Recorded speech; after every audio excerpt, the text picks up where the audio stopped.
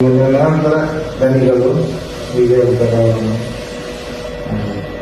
ತುಂಬಾ ಅನ್ಯಾಯಕರವಾದ ನಾನು ಎಷ್ಟು ಜನಗಳನ್ನು ತೆಗೆದುಕೊಂಡು ನಿಮ್ಮ ಅಂದಾಜು ಅವಳನ್ನು ಅಲ್ಲಿಂದ ಹಿಡ್ಕೊಂಡು ಹೋಗ್ತಾರಲ್ಲ, ಹೌದು ಎಲ್ಲಿಗೆ ಕೊಂಡೋಗಿರ್ಬೋದು ಅಂತೇಳಿ ನಿಮ್ಮೊಂದು ಅನಿಸಿಕೆ, ನಿಮ್ಗೆ ಗೊತ್ತಿರೋ ಮಟ್ಟಿಗೆ. ನನಗೆ ಊರಿಗೆ ಅಲ್ಲಿಂದ ಏನಾದ್ರು ಗಾಡಿಯಲ್ಲಿ ತಗೊಂಡು ಹೋದ್ರೆ ಇವ್ರು ಎಲ್ಲಿಗೆ ಸಹ ಕೊಂಡು ಹೋಗ್ಬೋದು. ಎಲ್ಲಿಗೆ ಅಂದ್ರೆ ಇವ್ರ ಜಾಗ ಎಲ್ಲಿ ಸುತ್ತ ಇವ್ರದೇ ಜಾಗ ಇದೆ, ಇವ್ರದೇ ಜಾಗ ಇದೆ. ಎಲ್ಲಿ ಅಂತ ಹೇಳಿದ್ರೆ ಈ ಕಡೆ ರಿಟರ್ನ್ ಹೀಗೆ ಬಂದ್ರು ವಾಯ್ಸ್ ಕಂಟ್ರೋಲ್ ಮಾಡಿಯೇ ತಗೊಂಡು ಹೋಗಿದ್ದಾರೆ. ಬೇರೆ ಟೇಬಲ್ ಏನೋ ಅಂಟಿಸಿರ್ಬೋದು, ವಾಯ್ಸ್ ಕಂಟ್ರೋಲ್ ಮಾಡಿ ತಗೊಂಡು ಹೋಗಿದ್ದಾರೆ.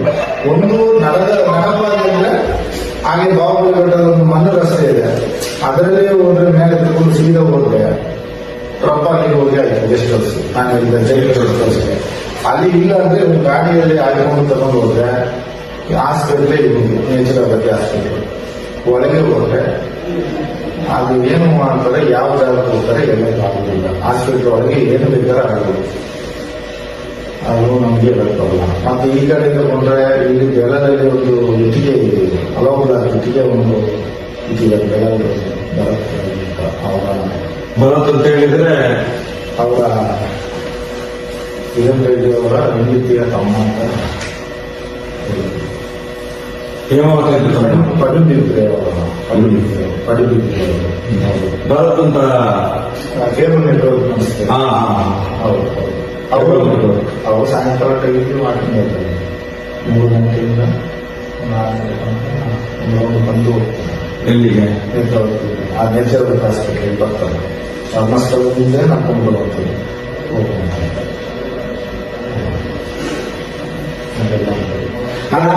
ಸೌಜನ್ಯ ಹೇಳ್ಕೊಂಡು ಹೋಗೋ ಆ ಕಡೆ ಕಾಡಿದೆಯಲ್ಲ, ಹೌದು ಈ ಕಡೆನೂ ಕಾಡಿದೆಯಲ್ಲ, 2 ಕಡೆ ಕಾಡಿದೆ. ನನಗೆ ಅವತ್ತೊಂದು ಸುದ್ದಿತ್ತು, ಆ ರಾತ್ರಿ ಹುಡುಕುವಾಗ ಕೆಲವು ಎಲುಬುಗಳೆಲ್ಲ ಸಿಗ್ತಾ ಇತ್ತು ಅಂತ. ಹೌದೌದು, ಈಗಲೂ ಇದೆ. ಈ ಬಟ್ಟೆದ್ದು ಅದೆಲ್ಲ ಏಳುಗಳು, ಹೆಂಗಸರಿದ್ದೆ ಚಪ್ಪಲು, ಗಂಡಸರದಂತ ಹೆಂಗಸರಿದ್ದೆ ಚಪ್ಪಲು ಸಿಗುದಿಲ್ಲ. ಅದು ನಾನು ತುಂಬಾ ನೋಡಿದ್ದೇನೆ. ನನಗೆ ಅದು ಆಶ್ಚರ್ಯ ಆಗ್ತದೆ. ಆಮೇಲೆ ಏಕೆಷ್ಟು ಇಲ್ಲಿ ಸಿಗ್ತದೆ ಅಂತ ನನಗೆ ಆಶ್ಚರ್ಯ ಆಗ್ತದೆ. ಈಗಲೂ ಈಗೇನಾದ್ರು ಒಳ್ಳೆ ಸುತ್ತ ಇರೋ ಇದರಲ್ಲೂ ಇಟ್ಟು ಆ ಕಡೆ ಮಠ ಮನಸ್ಸರ ಆಚೆ ಈಗ ಸ್ವಲ್ಪ ಎಲ್ಲ ರೋಡ್ ರೆಡಿ ಮಾಡಿದ್ದಾರೆ, ಕಾಮಗಾರಿ ಮಾಡಿ. ಇದನ್ನೆಲ್ಲ ನೋಡುವಾಗ ನಿಮ್ಗೆ ಒಂದು ರೀತಿ ಭಯ ಆಗ್ತದೆ. ನೀವು ರಾತ್ರಿ ಮಲಗಲು ಬೀಗ ಹಾಕಿ ಮಲಗ್ತಿದ್ದೇವೆ. ನಾವು ರಾತ್ರಿ ಮಲಗಬೇಕಾದ್ರೆ ಬೀಗ ಹಾಕಿ ಮಲಗ್ತೀವಿ. ಸರ್ವೇಶ್ವರ ನಾವು ಮಲಗಬೇಕಾದ್ರೆ ಬೀಗ ಹಾಕಿ ಮಲಗ್ತೇವೆ.